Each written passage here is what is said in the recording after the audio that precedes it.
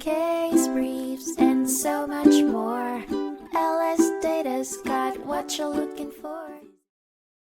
In 1972, the Supreme Court of the United States heard the case Gottschalk v. Benson, which focused on the patentability of programs and the definition of a process in the Patent Act. The case revolved around a patent application for a method of processing data, specifically related to converting binary-coded decimal numerals into pure binary numerals through a programmed algorithm. The court examined the patentability of scientific truths, mathematical expressions, and abstract concepts, and decided that a patent can be granted for a specific mode of bringing about a new and useful result, as long as it is not an abstract concept.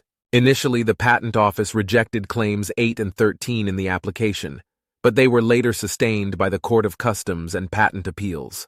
However, the Supreme Court ultimately held that the method of converting binary-coded decimal numerals into pure binary numerals using a programming algorithm was an abstract concept and therefore unpatentable.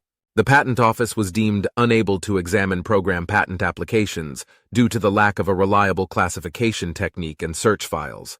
Pending congressional hearings to address these issues, copyright protection was made available for programs, which subsequently led to significant growth in program creation. The court highlighted the need for Congress to reevaluate the patentability of programs, as this case raised important technological questions that required further consideration.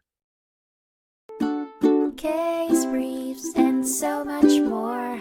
LSData's got what you're looking for. Visit lsd.law, elevate your mind. Leave the stress of class.